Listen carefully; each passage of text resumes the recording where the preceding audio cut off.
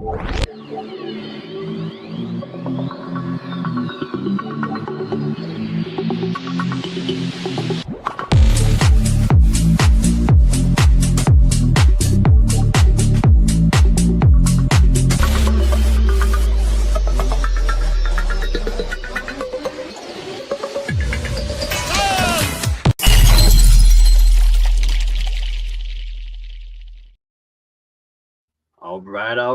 right. We are back. We have Woo Woo Wednesday returning with Dan Solar Marshall. Good to have you, my friend. Long time no see. Brother, good to be on, man. Good to be on. It's good to have you on, and been kind of neglecting the UFO UAP whole topic lately because yes, Jeremy's been taking some time off, but now we got you on, so let's get into it. Let's do it, man. So we're starting off, I guess, with 3i Atlas. What are your thoughts on that? Well, we know it's not a comet from the Honolulu observatory that took video footage of it. So whoever said it was a comet's already lying. It looks to me like it's a 10-mile long by 6-mile wide battleship or aircraft carrier is what it looks like, the videos I've seen of it. And what if it parks itself in the sky and all these smaller UFOs start flying out of it? You know, that's what I hope. You know what I mean? Right? I mean, believe me, I want 100% proof that ET's here, and you know, I want them to land out in front of my house, and I'll go with them. That's how I feel about it. But if I had to bet on it, well, Avi Loeb's giving it a 40% chance. So, man, I don't know. I just don't know. Do you think it looks like an asteroid? I mean, there's so much fake AI imaging out there. It's like it's tough to tell, but then from following like the real news, right? Like it's so anomalous. It's changing directions. It's changed colors 3 times. There's so much anomalous stuff. So my fingers are crossed. I'm going for giant plasma space whale with pod of youngins with it, right? I love it. I love it, man. I love it. Even when you say AI, what they did was they took the Honolulu Observatory video and they AI enhanced it, right? But it doesn't matter because you could still see the lights going across it, which are fascinating looking. Okay, so that one is real. That the one with like the lights going back and forth. Yes, from the Honolulu Observatory, and it's enhanced. The unenhanced version, you can see exactly what happened. All they did was just AI just enhanced the video. Yes, it's real. I think on the 7th, you're going to be able to see it better than any other day, from what I understand. I think people over the Pacific Ocean will see it the best, if I remember correctly. I don't know. You hear so much, right? Exactly. One person says one thing, one says another. I'm waiting till it's in the sky, and then I'm going to be out looking at it with my telescope. And it's either way, it's not your normal comet. And whether like lots of people are going with the electric universe theory too. And regardless, it's like it's the solar system, it's having effects on the sun. It seems like the sun's more active. So it's like, is it going to have, how close is it actually going to come to us? Is it going to affect our gravitational, our pull, like the ties? There's just so many questions. Right. I agree.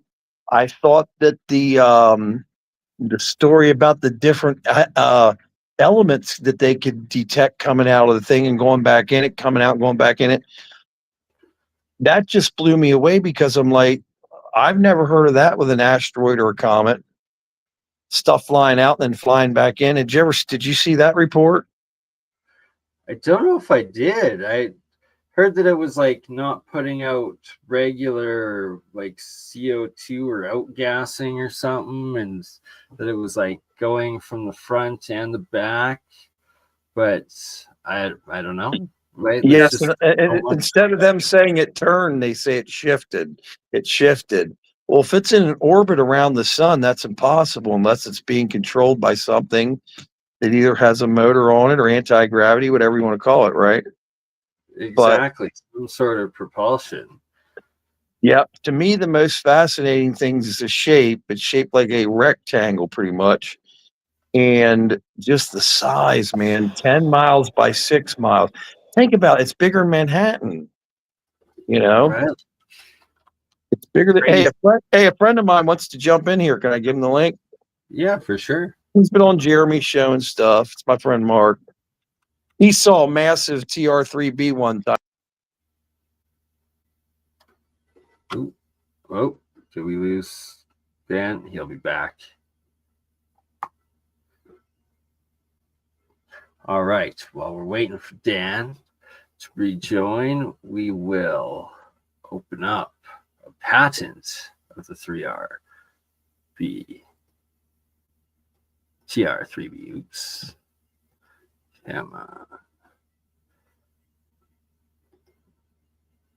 There we go. This guy.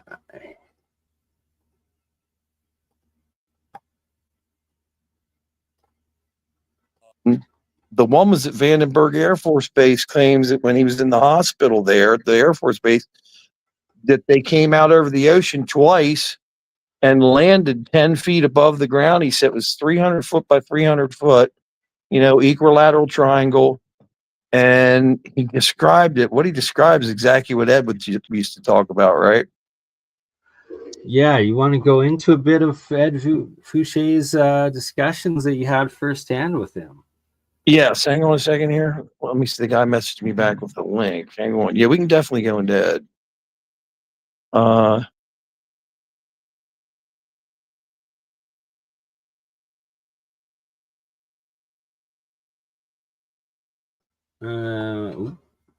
It freezes each Absolutely time. amazing. It was him and his grandmother. But yes, I met Ed 20 years ago, maybe a little longer ago than that. And if you look up Edgar Fouché, TR3B, 1998 UFO disclosure, UFO convention, whatever, Las Vegas. He does like a 2.5 hour presentation about this.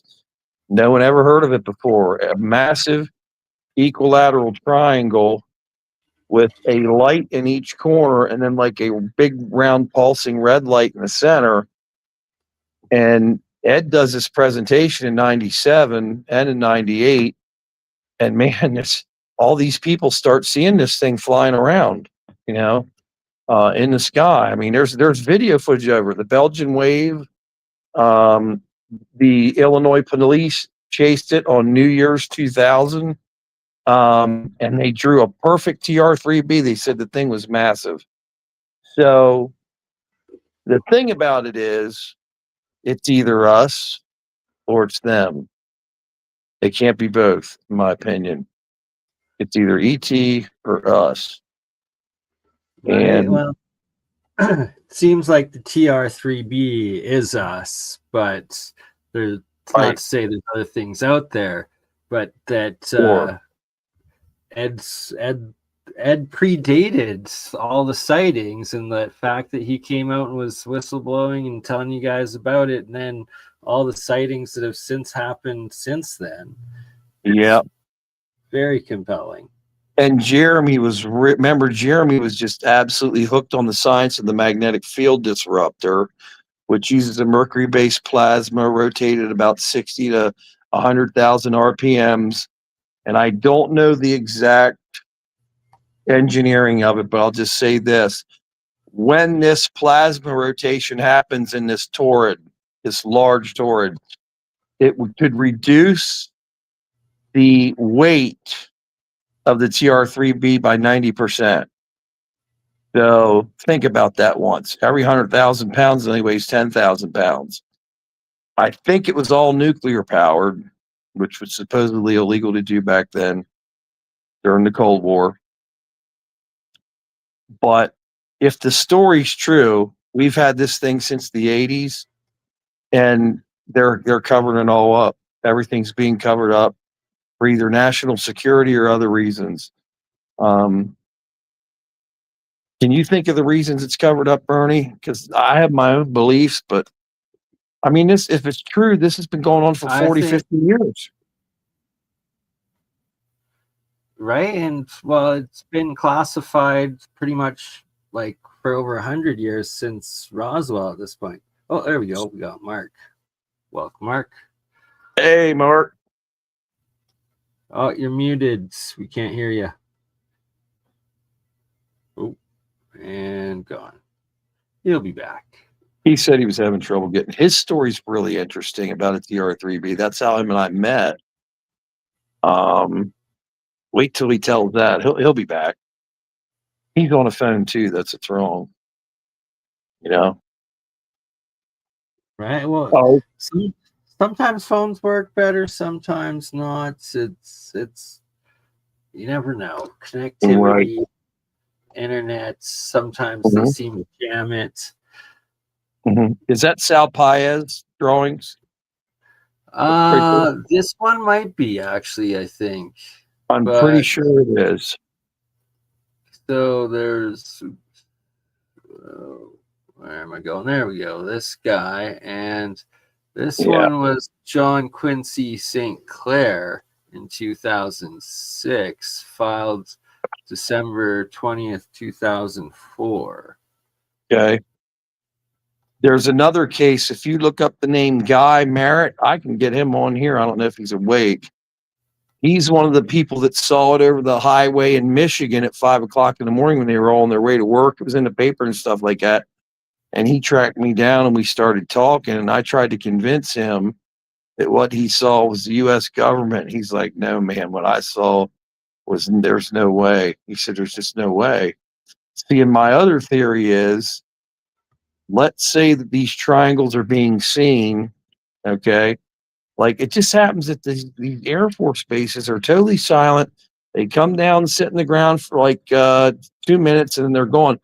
But nobody can hear anything. What if they're holographic projections? You know, why are they doing them over Air Force bases? You know, what? Great point. And the only reason I say that is I work in a place where we make government. I'll just say we make stuff for the government. Okay. And I see what it takes to build something that's 20 feet by 60 feet. Okay. You would not believe logistics, the overhead cranes, the buildings, the size of the doors these things got to go out, just everything. And then I thought about it one night. I'm like, well, hold on a minute. Where would we build something 300 feet by 300 feet by 300 feet? And then where would we even get a door to open up to push the thing out? You know what I mean? I just have my problem is building it. You know, where would that building be? It'd have to be the size of a football stadium. Antarctica. That's a good one. Wouldn't that be something if it's all being made, excuse me, down there in the open in New Schwabenland or wherever Admiral Byrd went? What was the guy's name that Admiral Byrd met the ET down there? I forget the name, right? In the inner earth, supposedly. Man, that is one of the greatest. I hope that story's true. That story is amazing. It just is. I mean, he wrote it in his diaries. Right. Yes. Go ahead. And then wasn't there like the flyover the White House shortly thereafter? Flyer of the White House is 57. Okay, so that's like a full decade. Yeah, that really happened too. Hold on a second here. See if this guy is coming in or not. Got to do it on Chrome.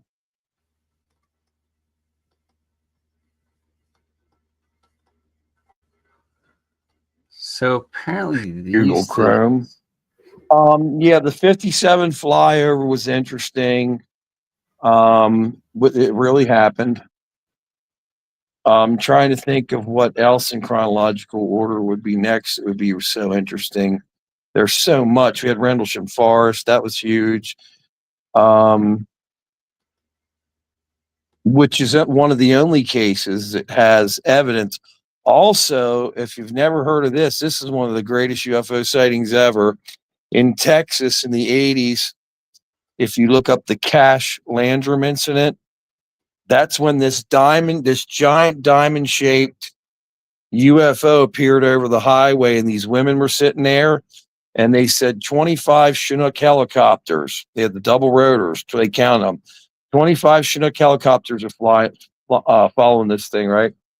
And these women got down like under the dashboard of the car because it was so hot and their vehicle stalled. And the next day, their hair started falling out, their faces swelled up. Well, here, man, when they went to hospital. Yeah, when they went to hospital, they had radiation burns all over them. The one died within like 6 months. Yeah, Betty Cash and Vicky Landrum. If you type in the Cash Landrum incident, they'll show the pictures and all that. It was on Unsolved Mysteries in the 80s. Here's what's interesting. The government came out and removed the part of the road that the UFO flew over, not once, not twice, but 3 times, right where it flew over. All the trees died. It's a case where there's evidence. There was a grandson in the car. His name was Colby. Me and Michael Schratt tried to get a hold of me. Don't respond to us. Where he put his hand on the dashboard, his hand melted right through the dashboard and his fingerprints were on it. Then the Air Force claimed no responsibility, but wanted to buy the car. They wouldn't let the lady alone about buying the car, wanting the car, wanting the evidence. Wow. It's one of the most incredible UFO sightings ever. But what we were told happened was, this is what, oh man, what's that guy's name? Richard Dolan. Richard Dolan claims that it was a UFO that wrecked, and they couldn't figure out the power source, so they threw a nuclear powered engine on it to try and fly it, which to me don't really make any sense. But hey, like, can anybody see or hear me? Yeah. Yes, we do. Oh, Welcome. cool. Okay, cool. You loser. What's going on, Mark? Hey, it was Mark Loser's day off. Look, How did you find me, man? We were only on a minute, and there you were. Were you watching this? And I kept trying to get on, and I kept getting denied. It was like long story short, man, it was difficult, but that Cash Landrum instrument, incident was really weird because Michael Schratt said it was like an ice cream cone that was upside down. And Richard Doty, I think you might have it confused. I don't think it was Richard Dolan. I think it was Richard Doty ran the counterintelligence on that whole story. Yeah, but Richard Dolan wrote about the story itself. That's where I was getting that from. Richard Doty, yeah, he runs counterintelligence on everything still probably to this day. Yeah. Yeah, if you know anything, tell what you know about the story. Do you remember seeing Colby, Vicky Landrum, and Betty Cash after that happened? And Betty Cash had all those sores all over her body. Her hair was falling out. She's like 40-some years old. Her skin got like really hard. She had cancer all over her entire body. She didn't last long, and then her mother died too. Yeah, so the only thing I remember is I think the Air Force came in and had to repave the entire road where they had witnessed this craft. And 3 times. They did it 3 times. No kidding. They dug the road up, put it in special dump trucks, drove it off, and it's just this like 30-foot long piece of road. Like 9/11 there almost, eh? Hey, a little bit. You nailed it. I mean, it's the classification of that craft is probably way higher than 9/11. Think about it. If it's ours, which it was, remember she talked about the 25 Chinook helicopters following it? I mean, you got to imagine that's insane. That's some serious air power right there. Yeah, because I said to Michael, cow. I said, where in the hell would we get 25 Chinooks in the middle of Texas? He showed me on Google Earth. You know, you have Yuma, Arizona. You have all these bases in Texas. Yeah, I think that happened in 83. You'd almost need the Phoenix Lights to lift that thing out of there. Yes. Yes, you do. You know? That's another thing. It was really low to the ground. It never went way high up in the air. It was very low to the ground, and it obviously burnt that road. You know, must have been radiation there. So that's why they removed the road. I can't believe you never heard about this, Bernie. So the commonplace, or I think the common attributes is you have a magnetic interference, you have radio shutting down, electronics shutting down. Yeah. I personally believe I witnessed a TR3B back in, I think it was 97 or 98, summer of 97. My mother and I, man, she had a brand new Honda Civic, and it was one of the first cars with a sunroof. I look up, I see this big black, literally just a big black shadow, triangle, broad daylight, a little interference. Now that I know, I still have to ask my mom, hey, did that really happen? She's like, yeah. You telling me that. It literally, there's time dilation with whatever propulsion device that is. There is definitely time dilation. And you said it sat there and just didn't move. Not at all.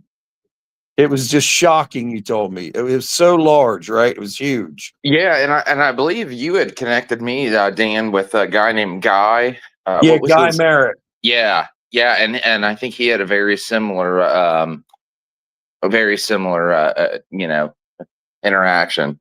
Well, he has a YouTube channel. It's under Guy Merritt.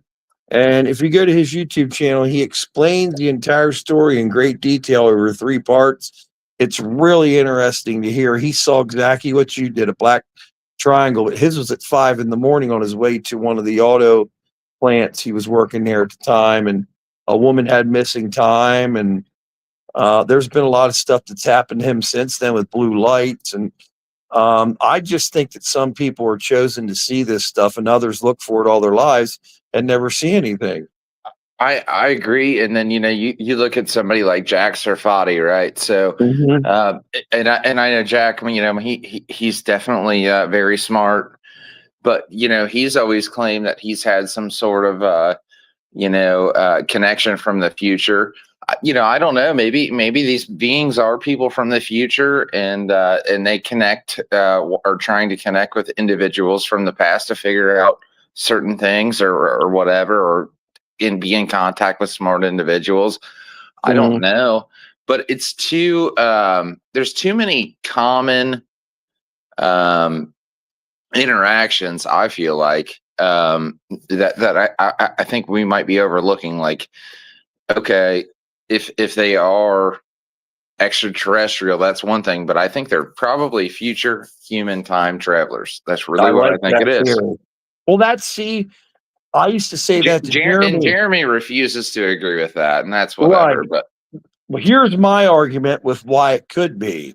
Okay, I can name 10 cases right now where the people that saw the UFOs and had encounters with what you would call ETs said these people were absolutely built perfect. They had perfect hair. They had perfect skin.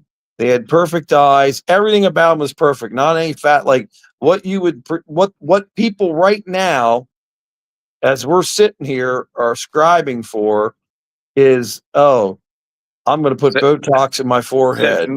So what you're saying is me, you, and Bernie are out.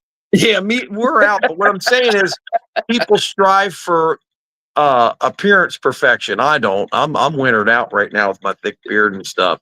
For sure. But genetically people want to look perfect, right? When in the future that would be really easy. You understand? Oh yeah. So what if we're looking at perfect human beings from the future that can live 700 years? Maybe 1,000. And they figured out what they would. Here's what I think they would do, Bernie. They would come back here go into our oceans, because we're dead if plankton doesn't survive.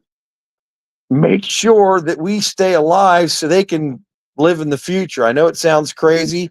They may have come back and stopped World War III 20 times. We would never know because they manipulate time.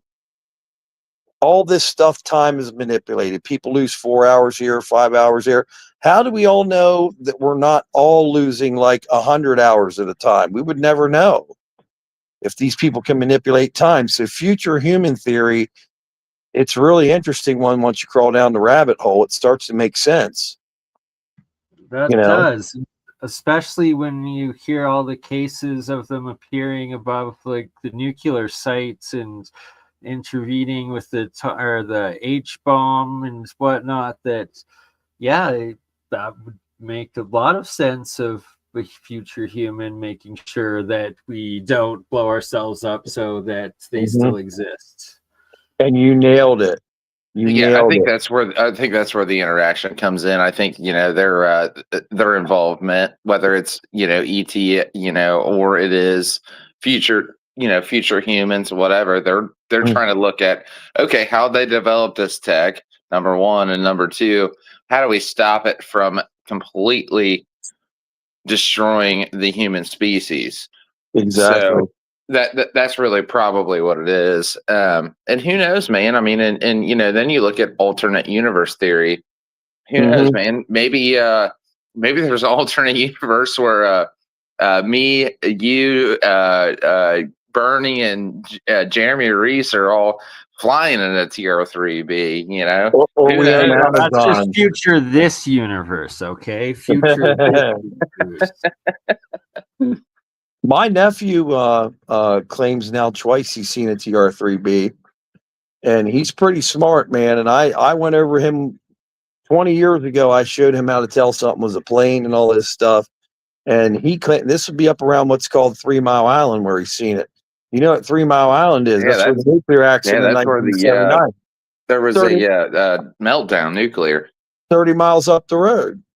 And there's always been UFO sightings up there, and that's a nuclear power plant. When speaking of nukes, what if they're just sucking nuclear power out of different places to, I don't know, to run something in their craft? I mean,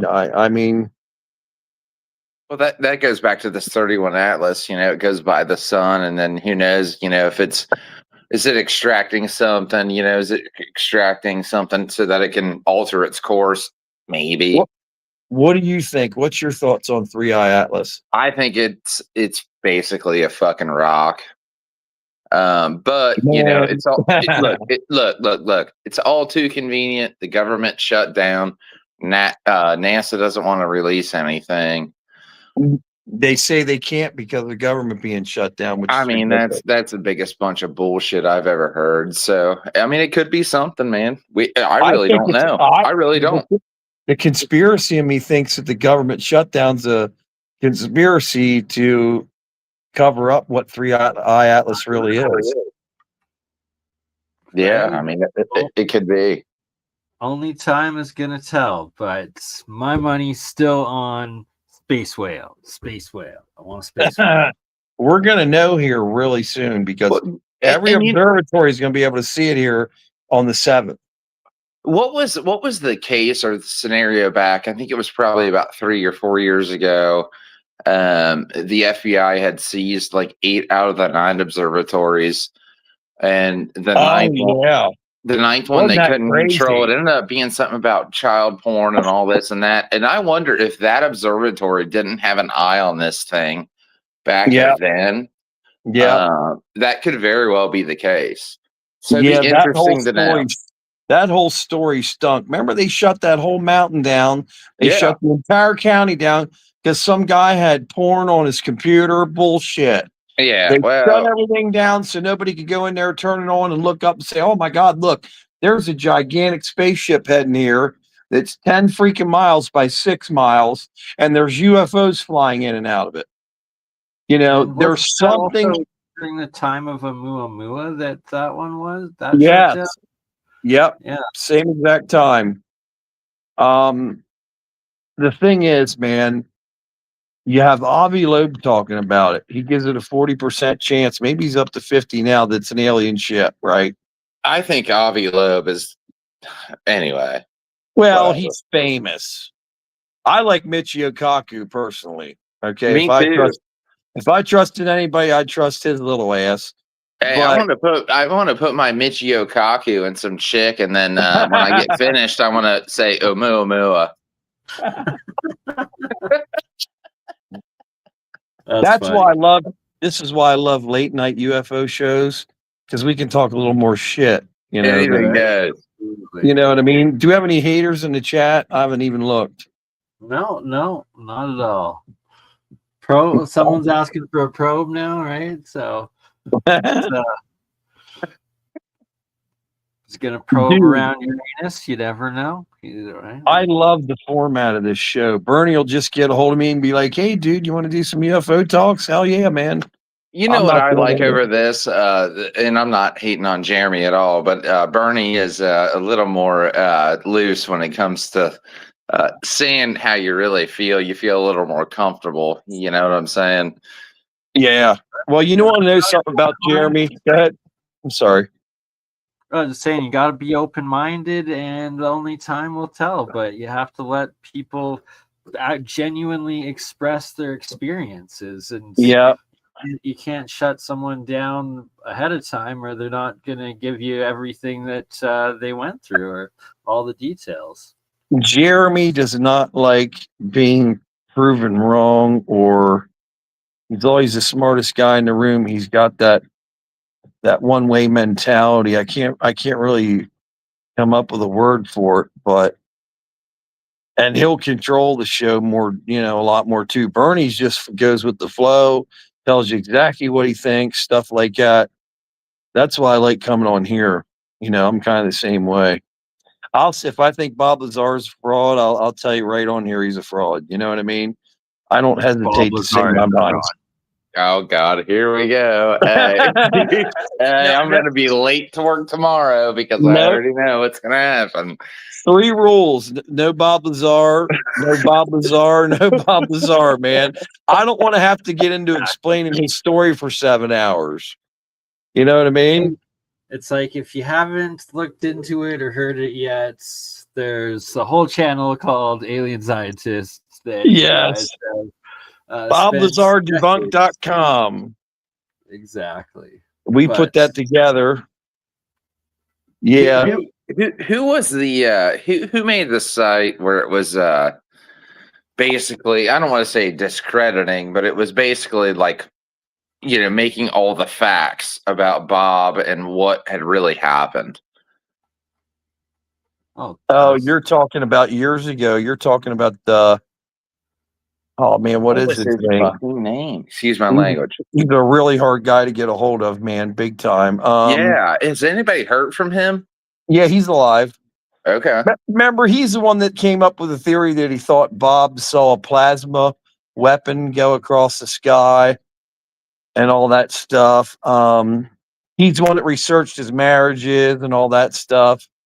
God, why can't I remember his name? I know. He made a whole page, but that guy, that guy really had done his homework. So I'm sitting here thinking, I'm like, all right, okay, Bob could be who he is. He could be exactly who he says he is. But at the same token, he could have lied this whole time. Mm-hmm. Bob never made any move to, gain anything. So really, what is Bob's end game? I still think I've got like a 20% reserve that Bob is still legit. I really do. Well, listen, I believe Bob believes what he was told, but he was used as a counterintelligence. That's what I believe. I believe that Gene Huff at Bob's whorehouse, Tried Out Productions was really that was really the catalyst for me to be like, all right, they're full of shit. Hold on a minute here. Let me finish this part. Okay. I believe that Bob Lazar and Gene Huff were at the Hoe House, and John Lear loved hoes. John Lear was a good friend of mine. I think that John Lear went in the Goddamn hoes. whorehouse, and I believe that's where he met Gene Huff and Bob Lazar, because they got into UFOs and stuff like that around 88 or so. But what's interesting is in 1987, John Lear went on what's called On the Record with George Knapp. You can look it up right now. And on that show, John Lear said there were 13 alien spaceships up at Area 51. 2 of them were operational. So 2 years later, Bob comes out with almost the same story. I am 100% convinced that those 3 collaborated on the story. I don't think that one guy put all that money into making a video about, or a new movie about Bob, and they were going to play it in the Globe out there in Las Vegas. I heard there's financial issues. I don't know that for sure, but I know they spent millions already, you know? Yeah, I think it was like 1.5. Okay, so what you're saying is in 87, yeah, they already knew whatever was going on, and then 89, Bob collaborates this story and then goes public with it. Yeah. Okay. Yes. All right. Dude, I'm friends with Gene Huff. You know, I talked to him. Well, I think that's where your answer lies, personally. Yeah, I know that there's no base at Papoose Lake. There's never been anything there. You find me one pilot that was a test pilot at Groom that ever flew over anything like that in the 80s or the 90s. We have the satellite images from the SALT treaties. They don't show any base there. It was radioactive because Jerry Freeman, if you remember, walked across Papoose Lake, slept there 2 nights, and he said he never saw any black SEALs. Remember, he said there were black Navy SEALs that would come out and attack you and shoot you. No security. So hang on a minute here. You're telling me there's a damn UFO base there, okay, at Papoose Lake, but their security there they don't care if you show up. You're allowed to show up there, but if you show up to Area 51, they'll kill you. Well, Bob always said that the people at Area 51 didn't have the clearance to go to S4 Papoose Lake. So why did they not grab Jerry Freeman? And you can look Jerry Freeman's story up, his picture and everything, in 1993 when he went across Papoose Lake. Jerry Freeman subsequently got cancer from the fucking radiation that leaked over from 6 miles over from where they tested all the atomic weapons. Right next door, you can get on Google Earth and see all this stuff. Yeah. Jerry Freeman's the one that 100% convinced me that there's no way there was a base there. There's just no way. He has pictures, and in the background, you can see right where the mountains are, where Bob's hangar's supposed to be. You know, and he drew 3 different or 4 different drawings of hangars, and, you know, eventually it blended into the mountain. What's also weird to me, though, is, there's parallels with Dan Burris, too, right? So, yeah. I don't know. I think Dan might have been crazy, but I also, in some weird facet, I almost feel like he might have actually been legit. The guy definitely had, some intellectual ideas and definitely was involved in something. So, but Bob and Dan's testimonies are so different. Yeah. So it's like, do you merge them together? What do you do? I think that's why Schratt did all those CAD designs for Dan back in the day. I think he did something UFO Congress 2011, whatever. Remember, there was the red line to walk on, the blue line to walk on. I call bullshit on all that. I do too. I call bullshit. But, but what really, maybe Dan was trying to make it more serious than it really was so he could gain credibility. I personally think Dan Burris was there. It's possible. I really do.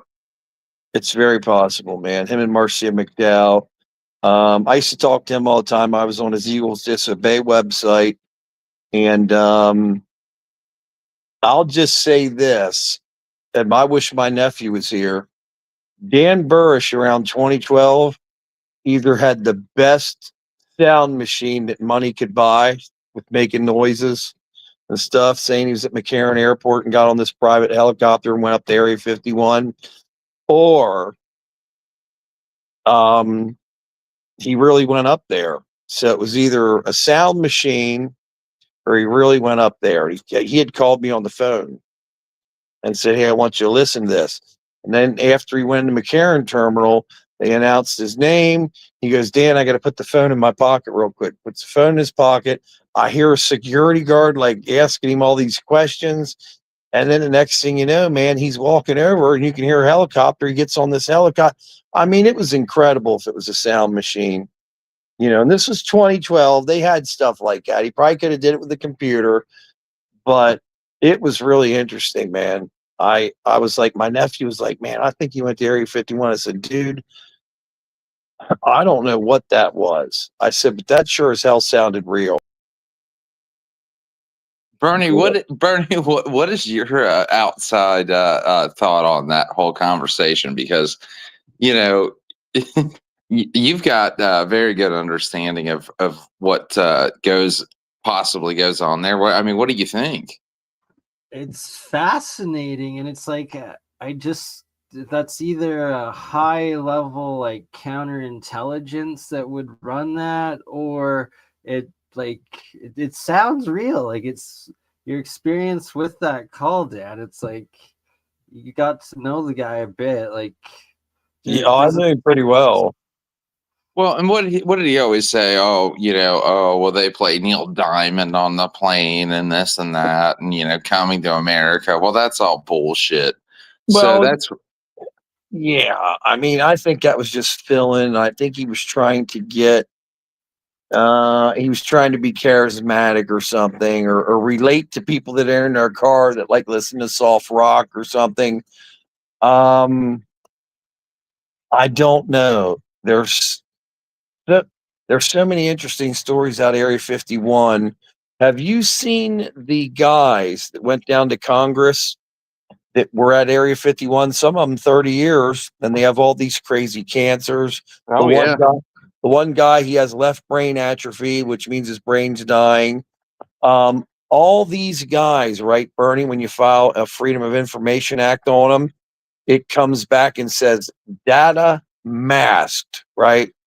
And then that way, that tells the people that send the FOIAs back and stuff like that, they send it back and say, "We can't find any information on these people." So these people can't sue or even collect benefits. That's wild. And there was like 15 or 20 of them down there. It was this summer. I watched the whole thing. It was sad. All of them have symptoms of radiation sickness because, once again, you have the nuclear test site 6 miles away that was launching bombs, and there's fallout everywhere. These poor guys can't get medical treatment, and it's disgusting. It really is. And these guys are probably all over 60 now. They have their grandchildren are deformed, have deformities and stuff, and they all have real similar cancers. The one guy has no jaw. It's just unbelievable what you see. It begs the question: all these UFOs are seen out there. Well, guess what? There's a nuclear test site next door. If aliens are connected to our nuclear technology, then maybe they're more interested in Nevada test site than Area 51. Do you know what I'm saying? All right. Absolutely.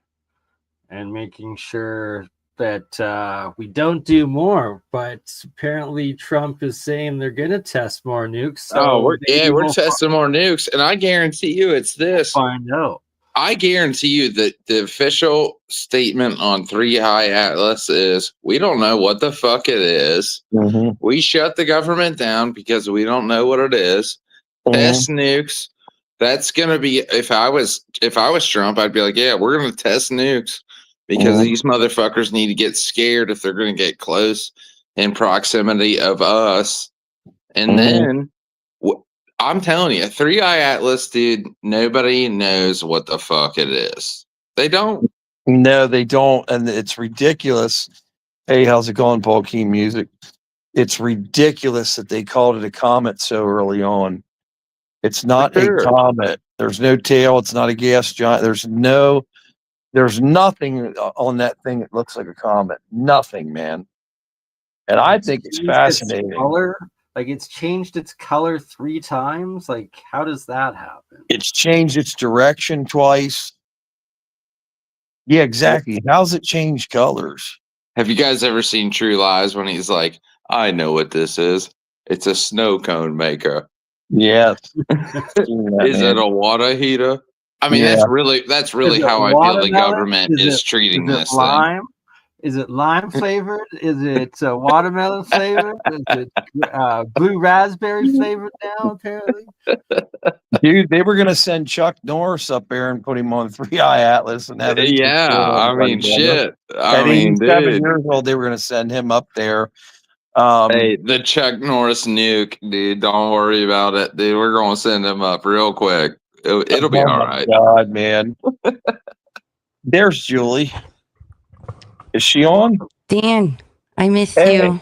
Hey, I missed you too. How are you? I'm doing okay. How are you doing? Good. It was just my birthday a few weeks ago. I wish I'd have been out there. We went out partying. Oh, I had a big party. You guys would have had fun. You guys would have had a blast. I guarantee I'd had a blast.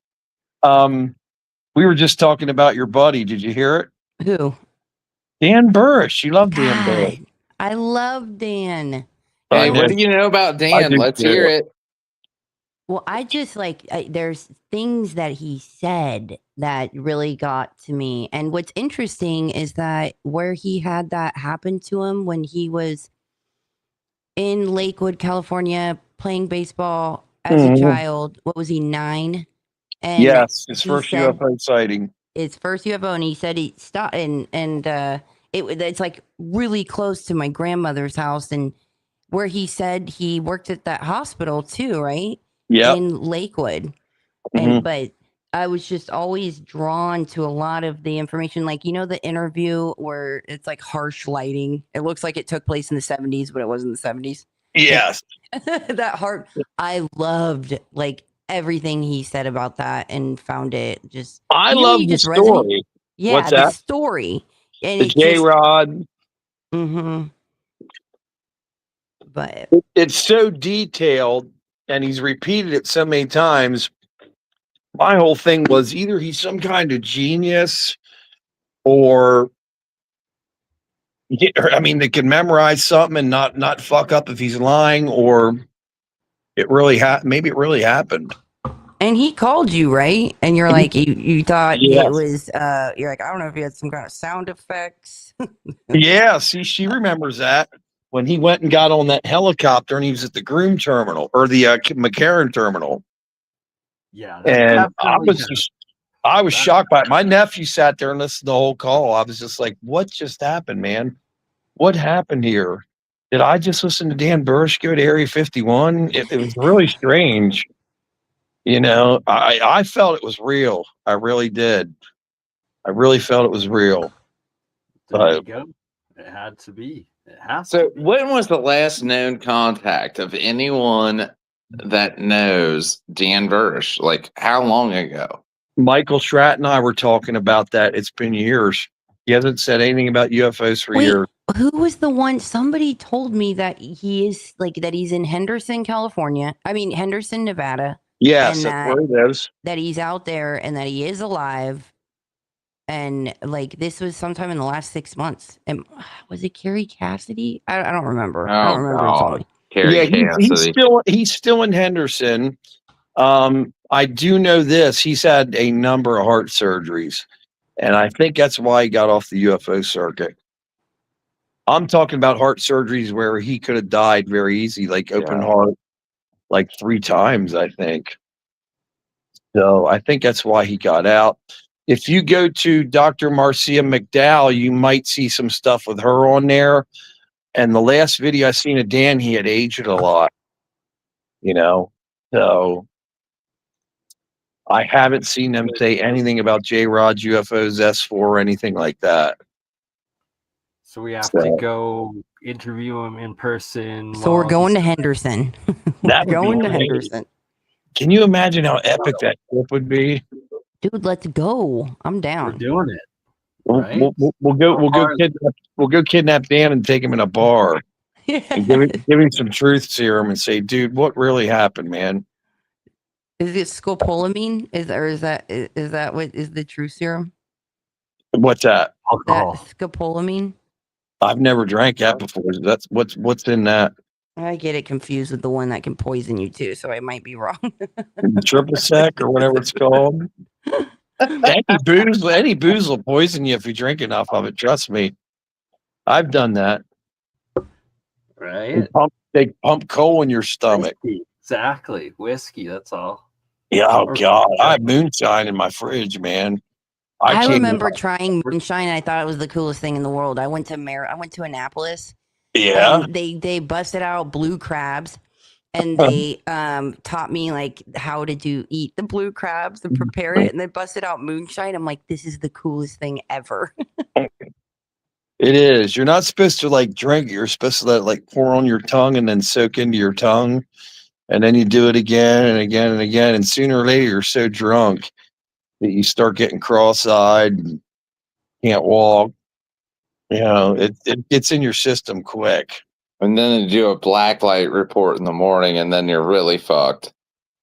Yeah, it's pretty popular around here. I'm in PA. It's pretty popular. People love it.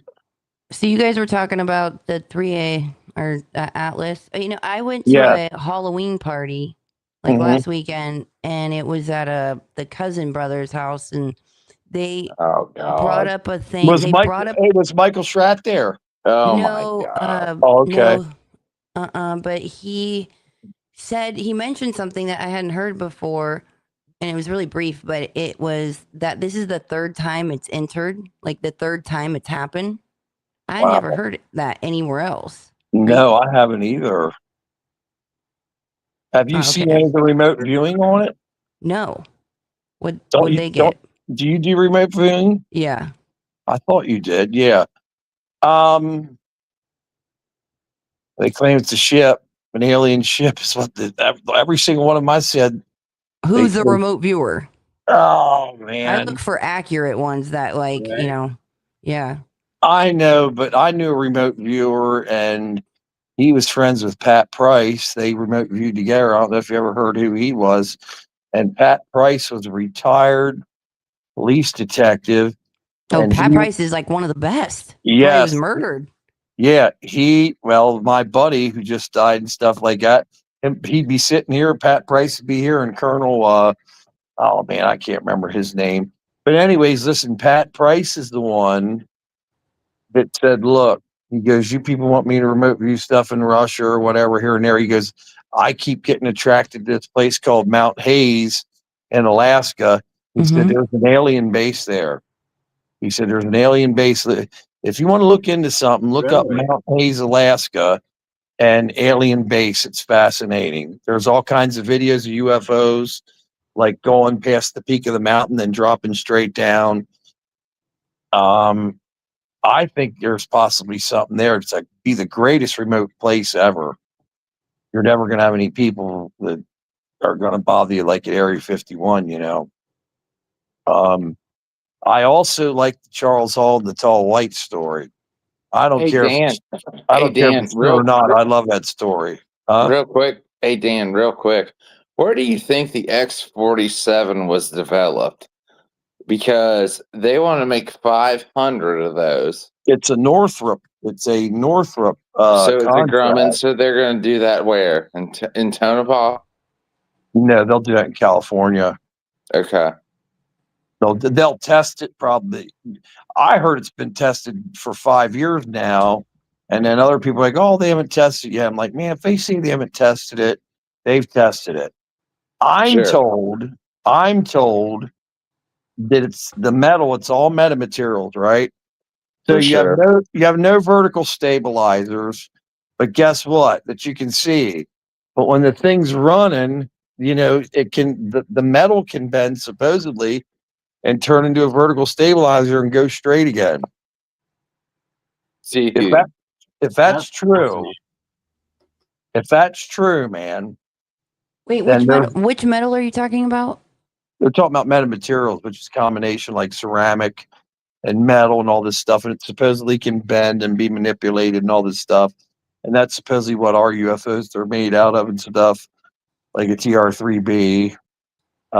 Wait, didn't what's his name? Tim Ventura get like a sample of a rare one, and Linda Moulton Howe. And they're having it tested. That's Art's parts from that traces back chain of custody as a sample of the Roswell crash that Art Bell got, that gave to Linda Moulton Howe, and then Jared Yates was the one with Apex that was looking at it under the electron microscope.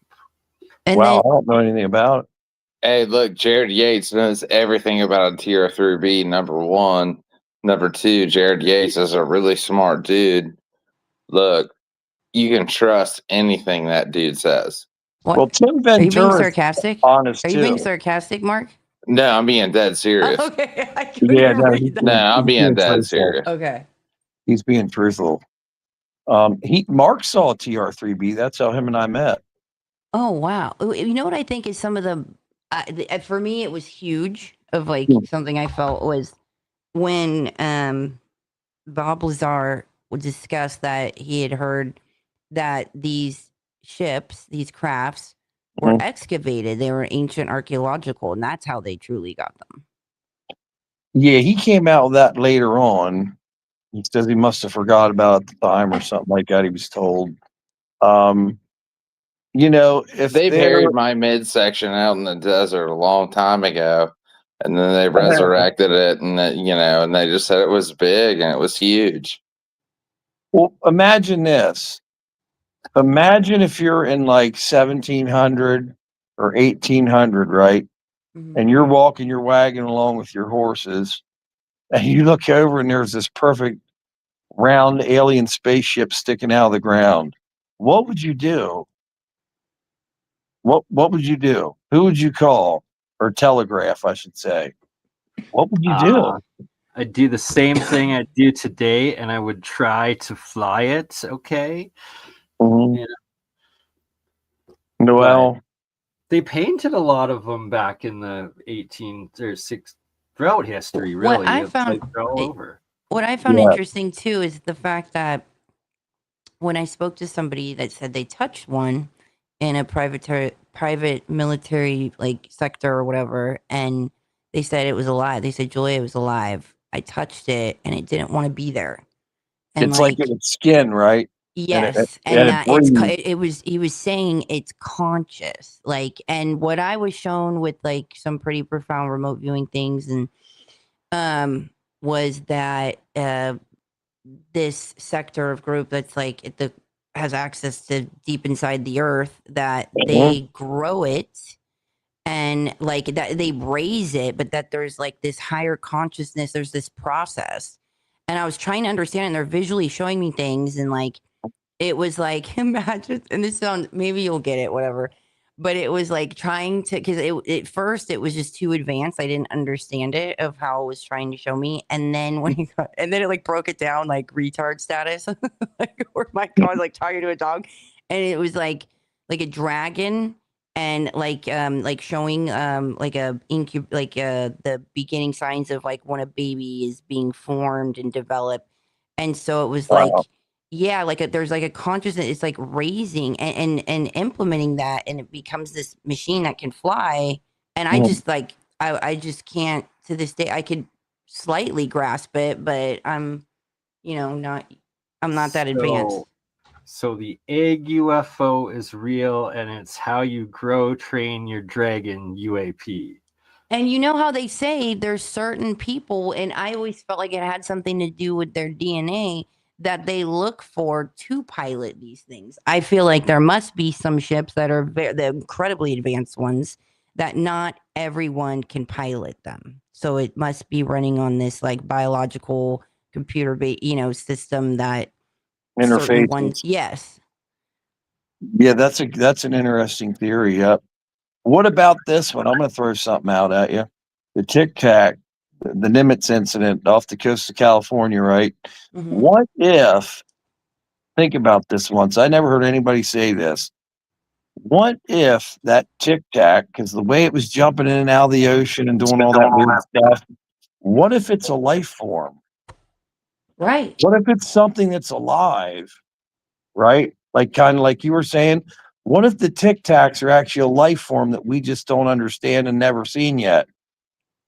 And it's Right. not extraterrestrial, it's from the bottom of the ocean. Just like a Right. plasma orb, like ball lightning. And Yeah. if that's what happens to our, I mean, we're basically have this understanding that we're, you know, there's plasma beings, like we have this skin suit here, but we're Mhm. something else that can probably morph and enter different dimensions. Like, is that so crazy? Like, you graduate to a level where you could do that shit. Yeah, well, just think But- about it. Just because we're carbon based doesn't mean another life form can't be silicon based. Well, I feel like I've always felt, Plasma. I know it sounds crazy, is that Mhm. we used to be silicone based, like silica based, and that's why things were much larger here. And like the Mhm. whole vapor canopy theory, like things were bigger everywhere because, and There was like a lot we more switched oxygen. over, you're right, and we switched over to carbon based for some Mhm. odd reason. That is really weird. That's beyond weird. But yeah, like the whole idea, it's also very interesting that when you look in and around Catalina, it's like a hot spot. I mean, the USOs of them coming out of the water, all these different accounts for so many years. And I'm always like, you guys, you want to see activity, you don't got to go to Sedona or here or there. Go to Catalina.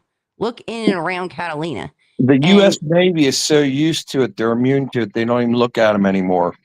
but what they do is they hover over certain spots. It's almost like they're gassing up etherically. I'm like, what are they doing right there? There's a giant Why? ship down in the water. Oh, what? I think there's a giant ship down in the water that they come off of. Or a base. That's my opinion. And Or when I they're say that, extracting. It seems to be some type of extraction going on. And that I'm could always like, be, what is it? What are that they could extracting? Is there be. something in the algae and the this? Is it something that they eat, or is it?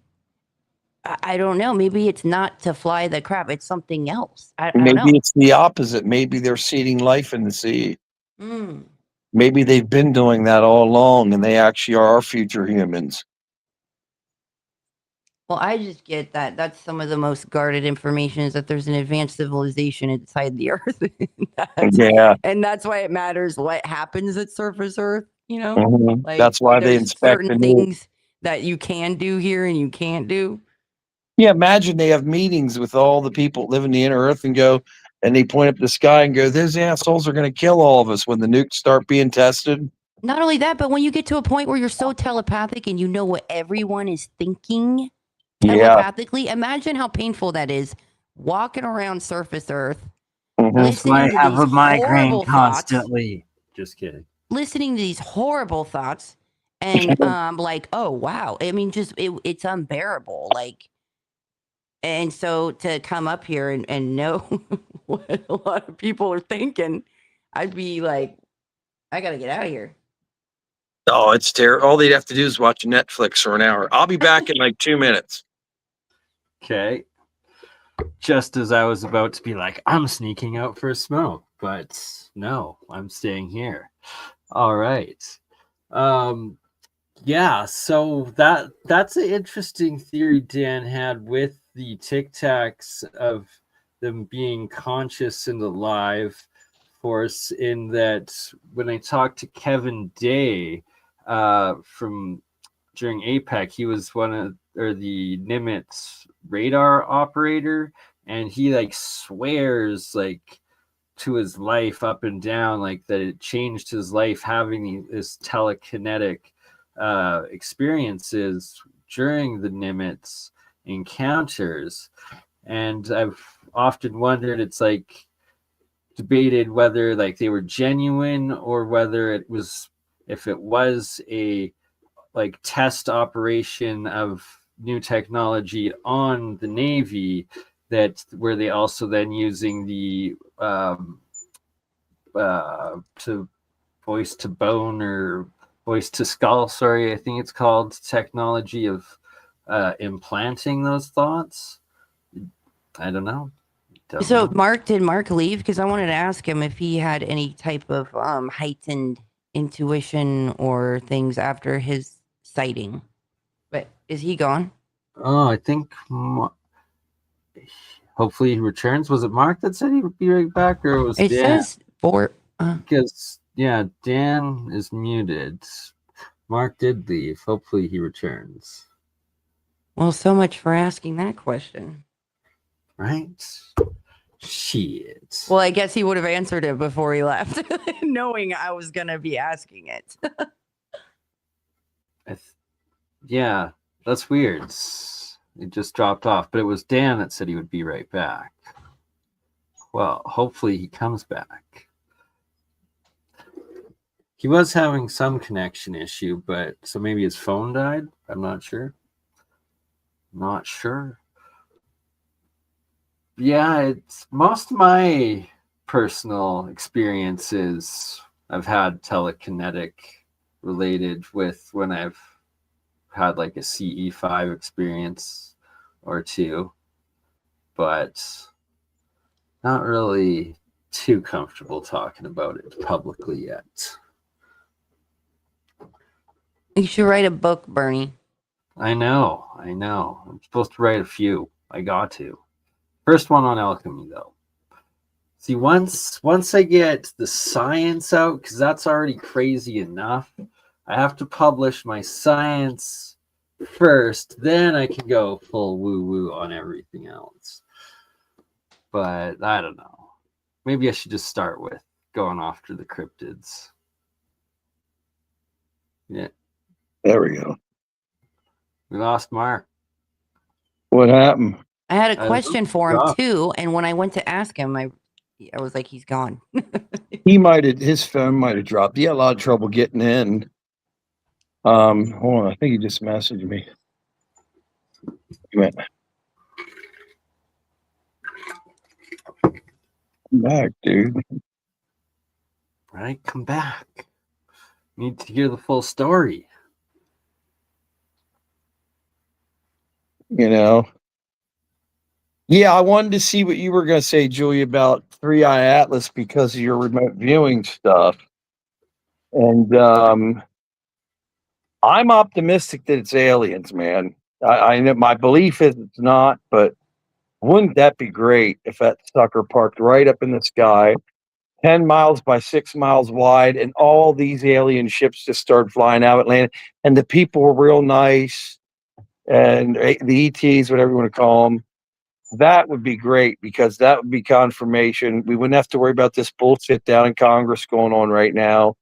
I want disclosure to happen. Right? I really want it to happen. And this is like I hope and pray if it's aliens that it's that and not like Starship Troopers and just asteroids sent by aliens that's changing course to hit us. Well, I think too, of what's able to enter this place, right? And from where, if we don't even know where we're at and what's able to enter, what's above us, what's below us, how can we make that assessment? And that Voyager 2, I think it is, or whatever, like that it's been repeatedly reported of this giant flame wall at the outer edge of our solar system. So if that's accurate, how the hell are things getting through and getting in? Exactly. Wow, I didn't know that one. That's new. Yeah. It's like 70,000 or 700,000 degrees. It's insane. It's crazy. If you think about Independence Day, right, the ship would probably be relatively similar in size. You know, the ones that go above the horizon up there. I'm so crazy about this stuff that if people would start freaking out saying, "Oh my God, there's an alien ship in the sky the size of Manhattan," I'd run out and beg them to beam me up to it. I mean, I would just love to be in it, fly in it. You know, some people might think I'm nuts. How would you two feel about that? Would you do the same? Oh, you would, Bernie. Hell yeah. Julia'd be in there. There's time. Would you say I'd leave them there? No, you'd go up in there. You'd go in Oh the yeah, yep. there's times where it's so weird because it's like maybe another part of me that I don't know, where I'll see these ships in and around Catalina, and it's like this thought. I'm like, damn it, you guys, like come get. You know what I'm saying? Like where you Yeah. know, like wanna thanks a lot. leave. You know, like I could use a little help down here. This place is bullshit. Silly, Like it's you just got to start filming this stuff. I want to see it. Oh man. I used to. I stopped doing it. I stopped filming it in like 2017. Did you see Tic Tacs?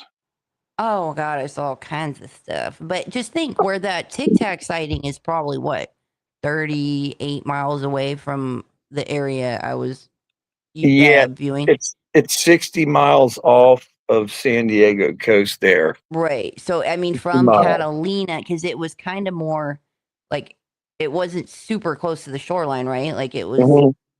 And yeah, so it'd be about, I don't know, 40 miles from the site. I seen a lot of Mhm. stuff. Catalina Island was always one of the UFO meccas. And that goes way back before this 2004 Nimitz thing. It goes back many, many years. Yeah, what do you know about it? Because there's a lot of ancient history right there. And I love that. I mean, it may seem a little fantastical and mythological, but I love the thought of that they spoke of a like an ancient portal right there, that's why the giant, like there was these actual like blonde haired blue eyed giants. They weren't just they weren't redheaded giants. They were mainly blonde blue eyed giants that were their bones that Ralph Giddens dug up on Catalina Island. Wow. That they guarded that portal that Catalina sits on a portal. I don't know if it's right on top. I feel like it's in and around that area. And I think that's why Toyin Bay was such a hot commodity, like a hot spot for remote viewers. And I have not viewed that, but it's definitely on my list. And So we're renting a boat and going out. so I found there's this one Kevin guy Day does it. The one guy was on the Nimitz. He has a boat, and he'll take you out there and tell you exactly what he saw. He saw him, and he was a sonar operator, man. You ever seen Kevin Day's testimony about the Nimitz? Yeah, so I was mentioning that while you were outside. Oh, really? Wait, refresh Michael it. Pratt and I are going to do it. Refresh my memory because I know I've heard of this. Okay, Commander David Fravor is the pilot, him and a female, that first saw the Tic Tac going over the water, and it was literally like going in a pattern. But what was weird was there was a white cross in the water from whatever radiation or disturbance this Tic Tac caused, right? So they had like an AWACS plane way up in the air and said, "Hey, you need to fly down and check out this spot. We think a plane crashed in the water because this white cap or whatever that the Tic Tac created looked like an airplane because it looks like a cross, right?" Mm-hmm. So Fravor starts flying over towards it. It's not far from them at all. And he says, "Do you see that?" And there's this Tic Tac just bouncing around the water like it's nothing, right? It's 10 feet above the water.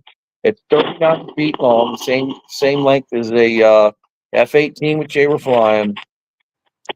All of a sudden, this thing sees Fravor, and Fravor starts going in this round pattern, right? It started mimicking him. Okay, it started mimicking every move he was making like it was nothing, though. There's no engines. He said there was no sign of any propulsion or anything. So then the craziest thing happens. The thing like takes off in front of him. And you got to remember something. This guy, Kevin Day, that does these cruises out there, he was monitoring these things for 3 full days on whatever sensitive radar they have, right? Yeah, because he was the radar operator on the Nimitz. Yeah, there were fleets of these things, right? And they were going from 80,000 feet to like 10 feet above the ocean in a second. All of them were there, just flying up and down. The guys went out in the dock, or the guys went out in the boat and looked at them. So they were actually trying to find one of these things. Then the next pilot that flew off It's the like, aircraft dude, carrier. it's because they live below the ocean. Yeah, I know. I believe that too. So the next guy that went up and flew, he's the one where they're like, "Oh my gosh, look at that!" There's two guys in there saying, "Dude, is it drones? Is it drones?" And they're like, "Look at it, it's turning now." That's the gimbal UFO incident, but it's the same craft. It's a Tic Tac. And yes, I agree with you. What if it's a life form? There's people alive, and they live down below the ocean. There's a hollow earth section, and they're in there, and they're just so more. They're I would call them an interterrestrial. They're so much more advanced than us. It's just unbelievable. Right. And I don't feel like it's an if thing. It's like, I feel like 100%. Like, there's very few things I could be like, yeah. Like, I would pack that up, put my name on it. Yeah. Spit and shake on that. And that's something I 100% would. All right. So we are doing a trip with Kevin Day on his boat out there when I'm down there. 100%. Oh my God. I can't wait, dude. We got to go do this. Oh, yeah. But I would like to remote view Toy before that happens. That would be cool. Yeah. That would be cool. I've done a little bit of remote viewing, but I'm no good at it. I could see you actually. I mean, I don't know. I would love to like set some coordinates up for you and just have you have a go at it, because I don't know. I just feel like you would impress yourself. Let's try it sometime. I used to have like premonition ability that was incredible, and a little bit of psychic ability, but I never was taught properly how to remote view. Let's put it that way, the targeting and all that stuff. I would love to learn how to do it properly, just to see what I could do, because you never know. You just never know, man. You never know. Warren York was one of the best remote viewers I ever knew. He's one knew Pat Price. Well, okay, wait. What was his name? Warren York. Warren York. Yes, he was a genius. He just died of COVID a couple out years for ago. a cigarette. I'll be back. Yeah, go ahead. Her and I'll shoot the shit. Warren. Okay, so Warren, and you said he passed away? Got COVID a couple years ago and it killed him. He was like 70, 71. That depressed. That when I found out, because Ed had died, and then I didn't have Ed to talk to. Then Warren died. John Lear died. It's like, man, everybody's gone. New everybody. It's like, now obviously I know Jeremy and Bernie and you and stuff like that, but I'm talking about old school guys that really knew what was going on years ago, that were fun to talk to. You know, because every now and then one of them guys would come out of left field with some story I never heard before, and I'd be like, "Wow, man! I never told anybody that." And it made me feel special, that I was being told this stuff and entrusted. I think they were seeding you, though. Yeah, well, Jeremy claimed that. Too. No, well, I mean, I'm sure he felt like. Did he feel like they were manipulating you, like psyoping? I mean, like they were. Jeremy, it's like what? Yeah. At one point, Jeremy thought Ed was trying to manipulate us, but I don't think he was. I feel like it's a legacy seed. What I'm saying is like sometimes you meet, like you just happen to be this magnet for all these brilliant. Just the Dan Burr story, the freaking John Lear, all these people who had this wisdom, and you're so good at explaining things. And that's why, dude, I'm curling my hair right now. It's like, dude, do a show with Solar. I will I will always come, because I love you, and I love how you talk about the information, super relaxed, and the way you present it, and you have and your perspective and outlook on things. So I think it's important, and I don't think it's an accident that all of these great minds, like this amazing remote viewer, that doesn't surprise me, because you attract this level, because they're seeding it, their memory, their work, these stories, and you were supposed to carry them on. Wow, I never thought about it like that. That makes sense. 100%. And that's why I was always like, dude, Solar, like you got to get out there, man. Like some of these things that there'll probably be the right time for it, but don't completely overlook it. And the thing is, Jeremy's wonderful, but he doesn't even believe in remote viewing. I He'd know. rather sign up. I didn't know this about Jeremy, and I was freaking very disheartened and disappointed because I was like, wait a second, this guy is more prone and susceptible to believe that there was a chip in the molar that gave him the information. Like he's more, and that is a problem because the aliens, these crafts, this advanced technology, it is it is tied with higher consciousness, period. Absolutely. So if you are not even at the point where you can believe that you can tap in and expand your consciousness and access different advanced data by certain practices you can do that you have inside yourself. Well, hello, guess what? Disclosure ain't coming for you, baby. Like, right. You got to believe in that or you're going to shun a lot of this out because it's so advanced and you have to be more open-minded. And I was incredibly disappointed to hear that he doesn't believe that that's possible at all. And I know firsthand of the incredible things I've proved, even on like TV, on a TV show. I've done this, and what I've done time and time again is like it blew my mind. And he's probably someone that would look me in the face and be like, that's luck, or that's and it was people like that prevented my growth and a lot of other people from expanding and growing and ascending. It's like from saying, no, you can't do that. That's not possible. That keeps us stuck. That's just not good. But yeah.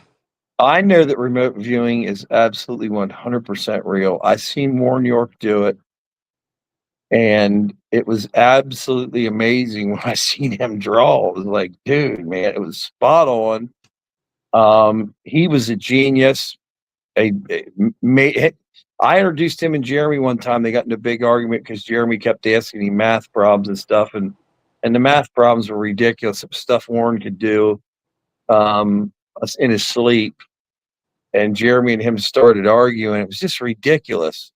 And I really respected Warren because he had classified jobs. And he told me, well, he's dead now. He told me that there is a Air Force base in Texas where a UFO just comes down and lands, right? Mm-hmm. They couldn't get in it. They couldn't open it. They were convinced there was occupants on the inside. So you know what they did? It just sat there. They built a giant block wall building around it so it couldn't escape, you know? And he said, after they did that, this door swings open. They go in there, and he said, on the inside of this UFO, you know, it should only been like 20 foot around. He said you couldn't see the end on the inside. It was like an infinite. He's the one that said that, huh? Yes, it was like an infinite city. He said he was in it.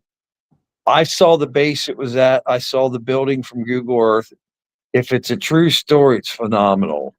You know, if it's a true story, it's phenomenal. Do I tend to believe Warren? Hell yeah. Him and I were really good friends. Very good friends. We talk till 5 o'clock in the morning every night. Oh, you're so lucky, and I just don't think that's any accident, though, Dan. I really,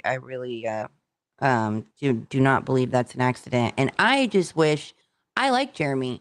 I just wish he would have some type of experience or contact, something that will blow his resistance wide open. You know what I mean? Where he becomes like he just has an aha moment, and because it's good to be critical and very, about things and to ask the deeper questions and do the research. But I feel like he misses a lot. Like he's missing out on a lot if he were to dive a little deeper and be a little bit more open. Right. His problem is if science has not proven it, to him it's BS. But that's what's gotten us stuck.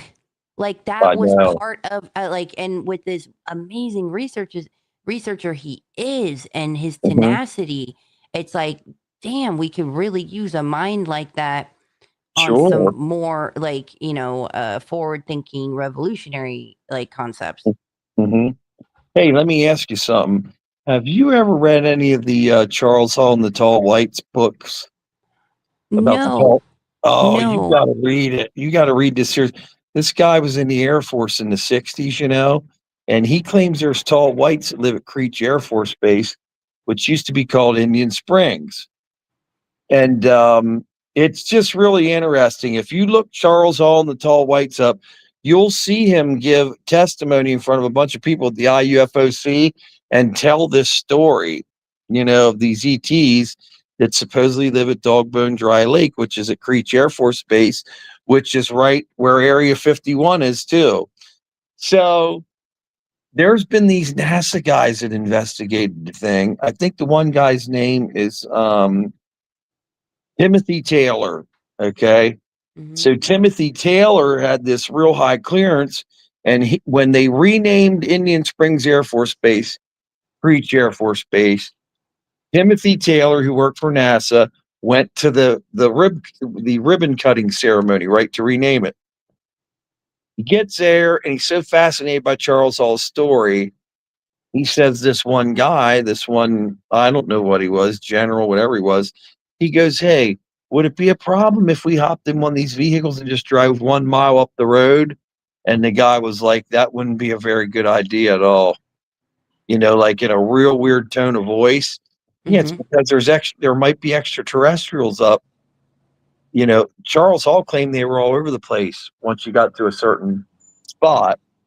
And it's just really interesting. The books are called Millennial Hospitality.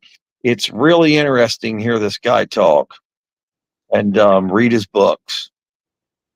I gotta check that out. I think did he speak at Contact in the Desert? I was somewhere where they were talking about he was there or did a presentation or I yeah, I haven't got it. seen him at Contact in the Desert, but there's like one on from like 8 or 10 years ago that's really good. And then there's another one on where his hair is grayer and stuff, and it's really good. But I thought of you right away. It's a fascinating story. You'll love it. It's just, Okay. you can't stop reading the books. And he claims that when you say tall whites, they live 600 years. The first like 200 years of their life, they're just normal height of a human being, so they can pass as a human being, no problem, right? But as they get older and older, and what's up around 500-600 years, they get 7, 8, 9 feet tall. And what's that? That's fascinating because it's just like Catalina Island with the giants Yep. Skeletons that have been found, right? And it's like you get into all the legends of the different archetypes or the King's List of Sumeria and how they lived longer, and who are the elongated skull folk, and could that be them? Well, I don't think these what was dug up in Catalina, they didn't report any elongated skulls, but I like. Oh yes, they you did. hear of elongated skulls on Catalina? Yes, they all went missing. It's well documented. Well, I know they gave the Wrigley bought it. They put it in the museum, but I didn't see it because I did like a deep dive on it and for photos and stuff. And well, I guess they would have scrapped the photo. I didn't see any photos of elongated skulls. And then the talk of you hear this Lumeria. Where was Lumeria? I like to think it was Lumerica. That's funny. But talk of like that they were guarding this portal in like Lumerian days. What's your thoughts on Bigfoot? I've encountered Sasquatch, so it's real. Because you're in what part of Canada are you in? Alberta, so southwest, just one province over from the coast of BC. Oh, he's in British Columbia. He's in your area. That's where the hot spots are. Radium Springs, British Columbia. There. Radium Springs. Oh yeah, my great uncle, I think it is, used to own the airstrip in Radium. I think my cousin still have it, but yeah, when I encountered the Sasquatch, it was in BC, in Headley, BC, closer to the coastal mountains, and it was terrifying. Tell me what happened, man. Talk me through this. I want to hear this. Okay. So shout out to Craig Headley, man. One of my viewers invited me out there with my ex a few years ago, and he's got a property right on the edge of town. And Headley's famous for a gold mine on top of the mountain. Okay. So his property goes up from the edge of the town and then up towards the gold mine, and is basically right on the tree line of the forest and the town. So his buildings and his house were like on the one side next to town, and then we were staying in his camper that was like on the other side of his property, where you could tell like the grass was all grown. Like he said, no one had been out in it for like a few years or something. And so we went out to the camper right as the sun was setting, and I'm sitting on the back steps of it, and I'm having a cigarette, and all of a sudden there's something that's like grunting, and then it starts like growling, and I'm like, oh my God, what the F is this? And then all of a sudden Amber's like, Bernie, cut that out. That's not cool. That's not funny. I'm like, yeah, that's not me, dear. At which point I'm like, oh, fuck. And I see something like move right in the shadows of the trees. And I like close the camper door, and I'm like barging it shut with like another table or something. And all of a sudden, you never like, see its physical body. Hold on. Okay. Okay. This is getting good. What do you think, Julia? I'm on the edge of my seat. I'm actually curling my hair right now. That's why I'm not on camera. Well, you can curl your hair on. You can curl your hair on camera. We don't care. If I keep bumping the mic, it's just my elbow with the curling iron. No, okay, that's okay. I'm totally into this story. I am too. I love it. Keep going, Vern. So great show. I love it. We hear this thing kind of like walk off, like you could hear like some rocks going off like up the mountain valley, where it like went towards like the center canyon highest point, and that's where it did and every time I think of it, the howl screech cry makes my hair stand up on the back of my neck every time. It did that call, and then we hear another one make the same howl screech cry from like one mountain valley over back to it. At which point I'm like, oh God, there's more of them. And I start like digging through the camper and found some like fireworks, had like a knife. Good luck with a knife, but go ahead. Right, exactly. Like, okay, I'm gonna try to burn it with the firework if it comes in, and then try to like stab it. I don't know, right? And this is what I mean by the people, these advanced beings when they're on surface Earth, the thoughts that they hear, like, oh yeah, like, well, you know what I mean? but it was this thing's like the feeling and intent was like it was territorial and aggressive. Like it was. How do you know it wasn't a skinwalker? Like, because that. Maybe it seems like a lot of people that get very close or have like a intimate wasn't that intimate thing moment with those type the Bigfoots, they speak of a feminine energy that they're that they heard most of them are women. That. Yes, that and that they okay, all right, well, I'll let you continue. And yeah, keep going, man. And it was like that there was two of these howl screech cries, one from the one that was close by, and then one that was like a mountain valley over. And then Amber passed out, and I was just like sitting there with the fireworks and the lighter and like, oh my God, what's going on? And I hear it start walking back up, and I was sitting on like right in the kitchen of this trailer, and like there's this 1 foot by 1 foot screen window that I had open, but that there's just like this tiny piece of fabric in between, and something just walks straight up and starts sniffing at this window 8 feet tall, like 8 feet up. And there's my Harley, by the way. All I could think of was I had some. Oh, that's awesome. And you need to come and go for a ride on it. I would love to. I'll come out there. I'm gonna ride. I'm not joking. I'm riding my Harley out there the whole way. Yeah, and then we're all gonna go to Catalina. We'll do it now. Yeah. Do you know you can take a wave runner to Catalina? I would love to do that, but I mean, that's a long way to be on that thing. Maybe we Maybe we should just do the boat. We're taking Kevin Day's boat for sure. Kevin Day's going to show us some Tic Tacs, and then we're going to jump on Wait, the who Tic is this Tac. guy? He Who's was Kevin? the radar operator of the Oh, US. you guys know him? Yeah, I got his email. He was the radar operator of the Nimitz, and the Nimitz was the strike group and the aircraft carrier that David Fravor flew off of and filmed the Tic Tac, the infamous video, the gimbal video.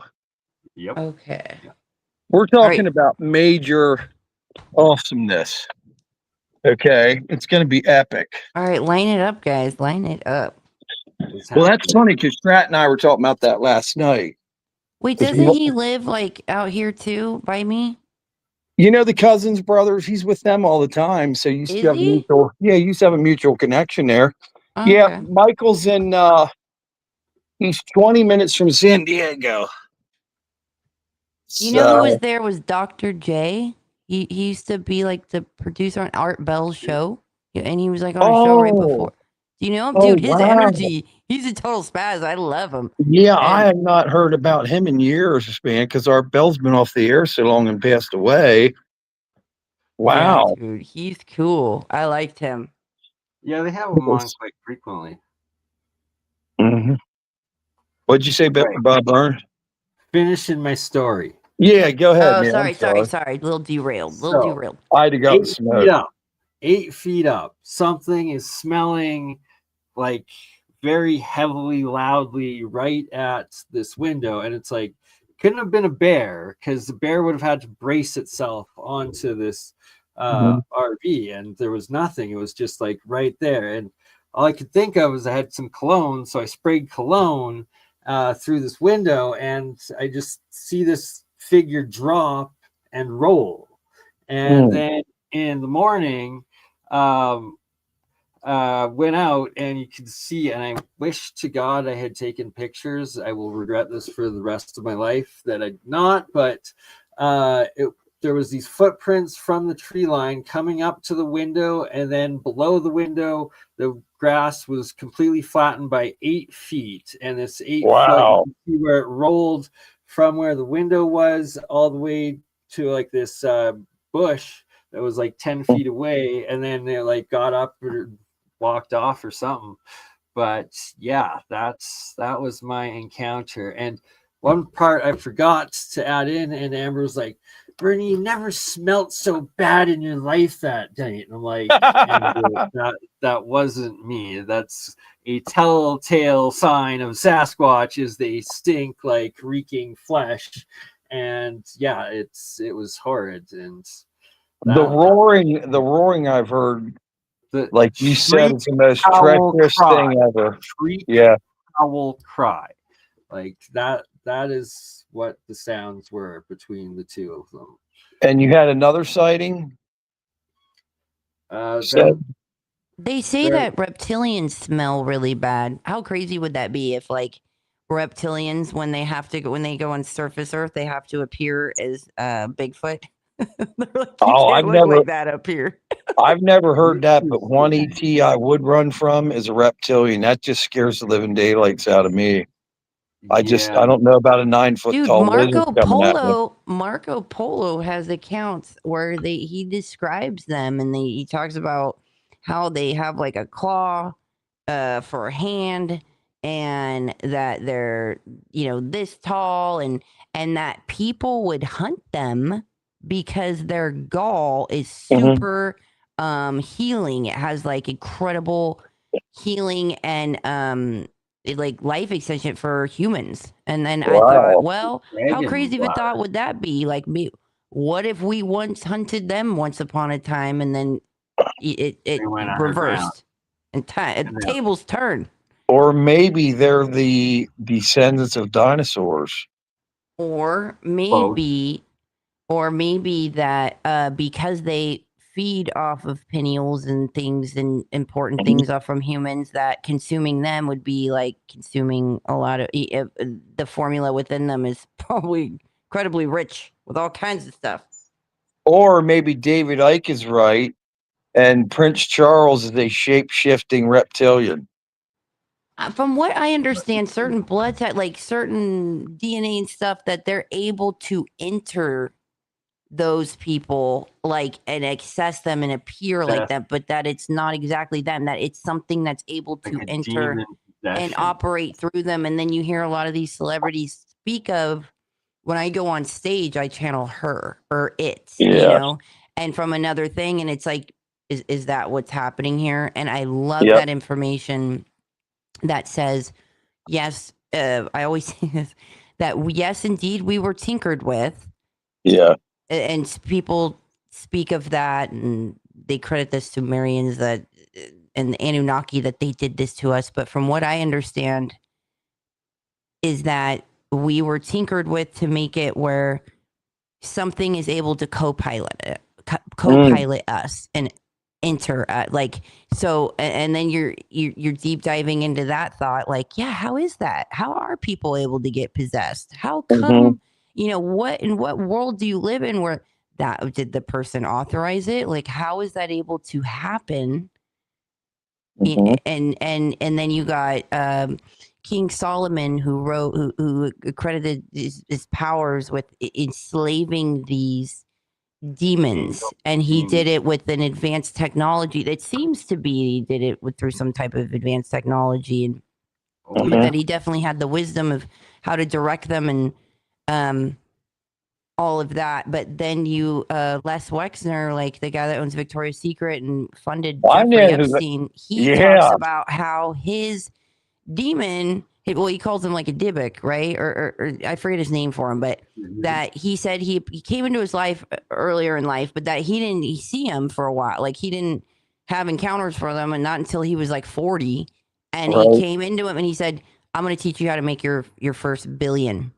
He's like, listen to me. But that, so the fact that access and so, yeah, I threw a lot out there, but I hope you can follow. Well, they claim the power of money's evil. It produces evil. Like it's almost like a trick in itself, right? Yep. It's like everything that's written on it symbolically and hidden wise, like you're already signing up for something. Absolutely. You're 100% right on that. You could take a $1 bill or a $20 bill and make these curves on. You see the towers falling down. How could they have predicted that? There's so much weird stuff on money. A lot of it is Freemasonry. And just how could they design it if you fold a certain way that shows all these tragedies? You could see the Oklahoma City bombing on the back of I think a $50 bill at one point. Well, what do you guys think about that talk? I mean, just philosophically, man, of the aliens and demons, and what is the difference? Well, when you mention reptilians, that, man, my skin jumps when I hear that, because I've read a lot of stories about people that have encountered 9 to 10 foot tall, upright reptilian looking things with giant tails. You know, and it's like, okay, are all these people schizophrenic, or were they on acid that night, or is just, let's just say 2% of them are telling the truth? There's tons of cases out there of this. And well, that's why I love the ancient accounts. I like the real ancient. I love the ancient accounts. The Marco Polo one of it's not so crazy. I even love the ancient accounts of dragons. Right. Yeah, no one really talks about that. No, I've never heard of that at all until you just said that. I'll have to look it up. My feeling is that demonic possession could be an ET or an interterrestrial. And I also believe that I've had situations where there had to have been a guardian angel watching over me, or I'd be dead. Have you ever had that happen? Oh yeah, 100%. I feel it all the time. Oh, I have the quote. It says, Marco Polo, he says, leaving the city of Yaki and traveling 10 days in a westerly direction, you reach the province of Karazhan, which is also the name of the chief city. Here are seen huge serpents 10 paces in length, about 30 feet, and 10 spans, about 8 feet, girths of the body. At the forepart near the head, they have 2 short legs having 3 claws like those of a tiger, with eyes larger than a 4-penny loaf. Wow. and very glaring. The jaws are wide enough to swallow a man.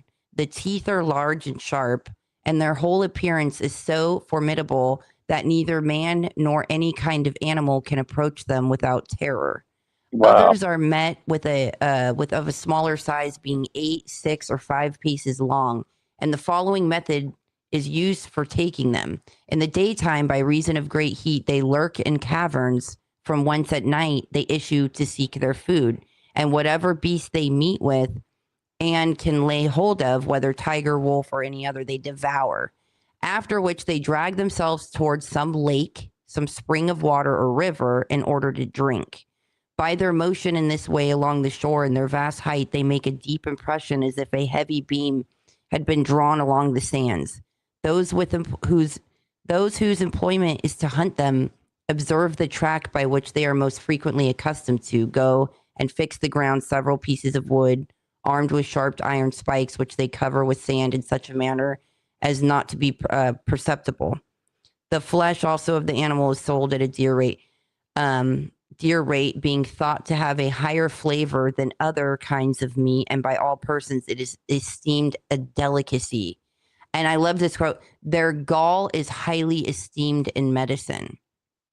So it goes into all these detail, and that's when was that written? When was that written? It was, oh God, was it the 12th century? Let's say a long time ago, right? Yeah, right.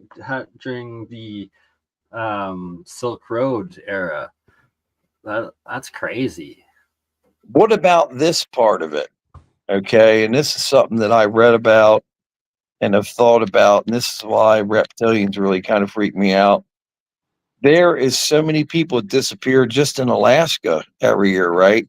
But in the entire world, the amount of people that go missing without a trace and they never find them is staggering. It's like in the millions, right?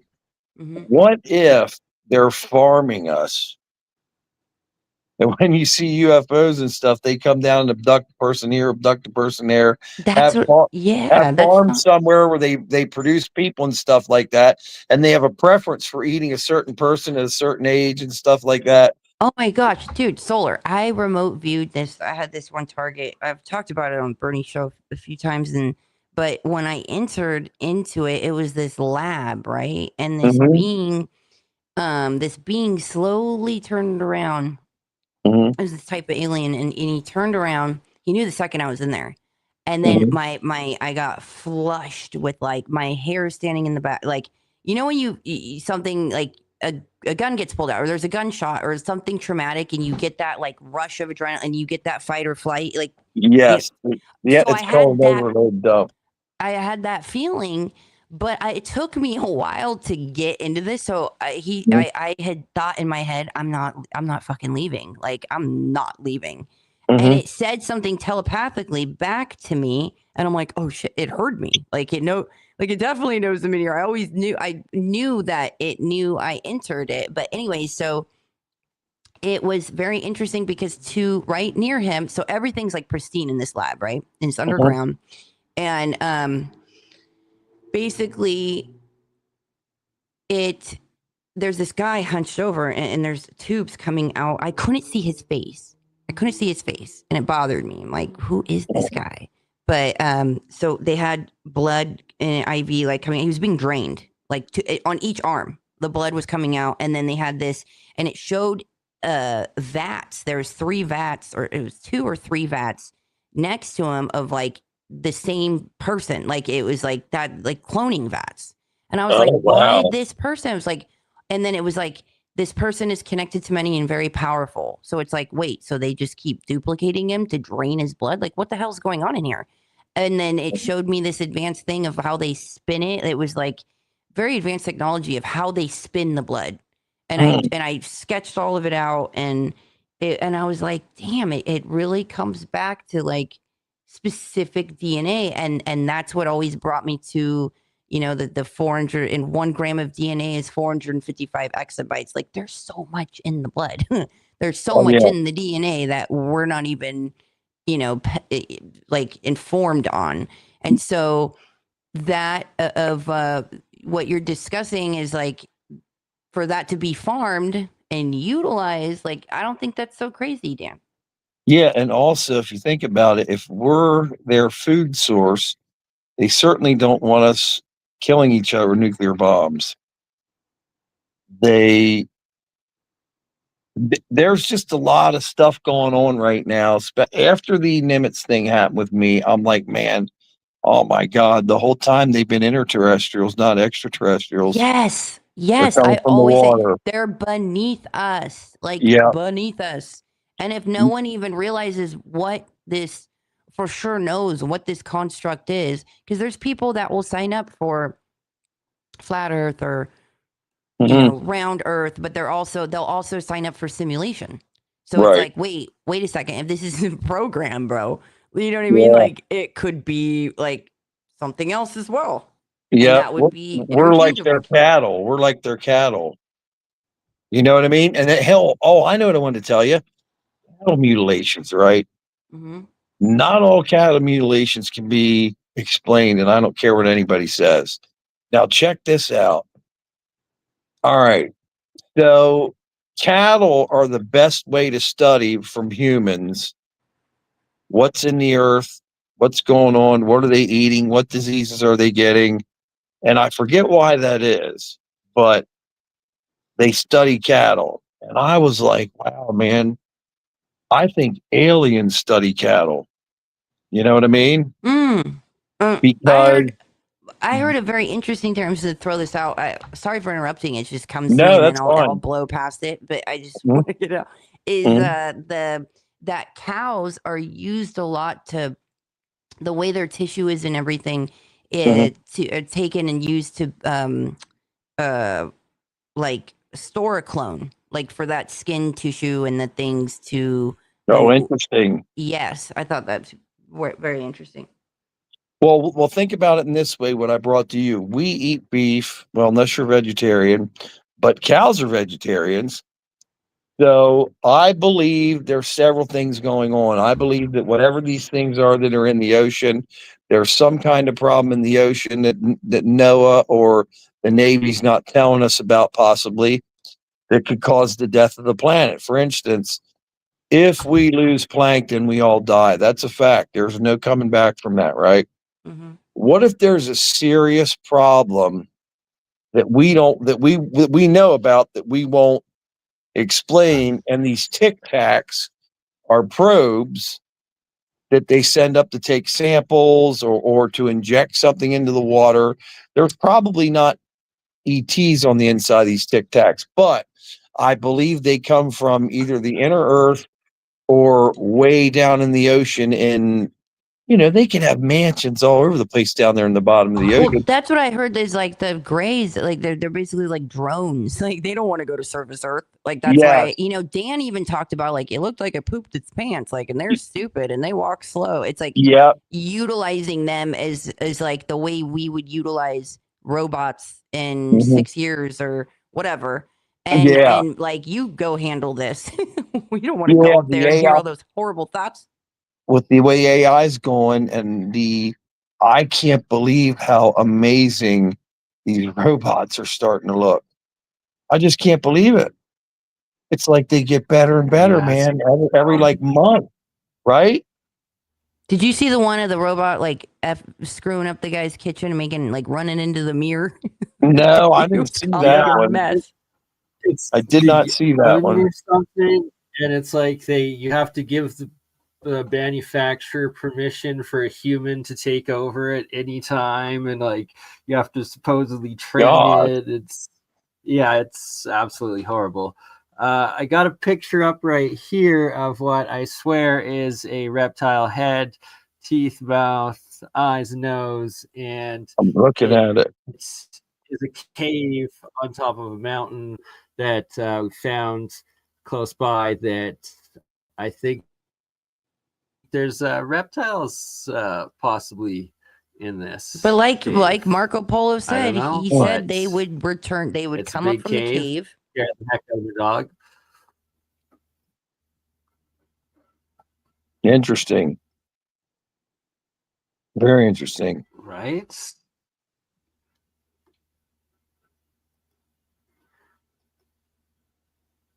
All right. Well, we're almost at the 2-hour mark. Final thoughts? 3-Eye Atlas. We should do a 3-Eye Atlas show coming up here soon, man. Maybe the weekend or something. It's supposed to hit we're supposed to be able to see it in the 7th with our own telescopes. So I'm really looking forward to it, man. What's that? I have one of those telescope. Yeah. I'm really interested in seeing this thing for myself. I hope it's an alien spaceship with a bunch of UFOs come out. I hope they come in peace, and that's what my hope is. I want proof. I want to see one of these things myself. Right? That's the dream.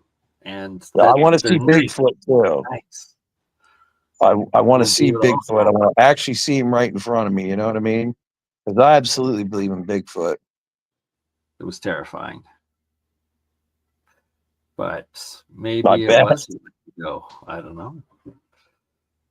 Well, the grunting and all that weird stuff and the footprints, man. The footprints are what gives it away. If you've seen these giant footprints, there was a Bigfoot messing around where you were camping at, man. I dated a Bigfoot one time. Okay, a female Bigfoot. No, I'm just kidding. But,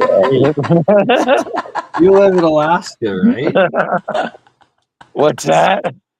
I said you are up in Alaska, right? So no, not right now. I'm in Pennsylvania, man.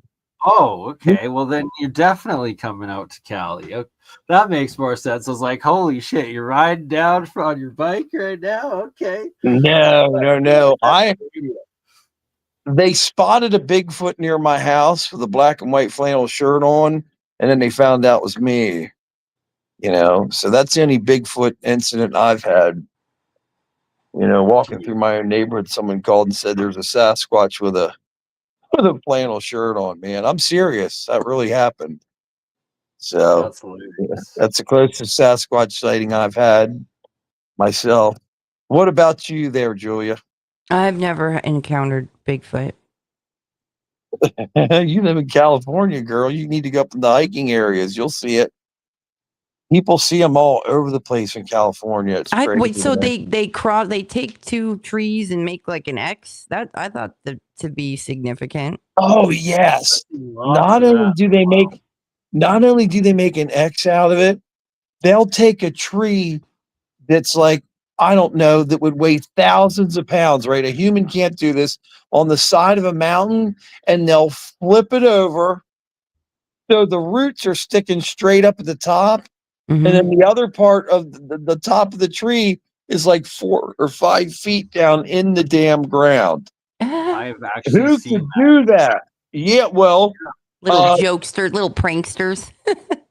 Yeah, but even if you're pranksters, right, and you have 20 guys trying to do this. Oh no, I'm just saying they're funny. I don't know, but maybe that's significant on seating. But maybe it's significant on travel, though, of like, oh God, I'm sure when you walk into certain, imagine just being able to pop in and out of places all around the world, and like, of maybe showing the X, like, oh, here's the spot. Well, I think the X means don't go past here. It's like a gate.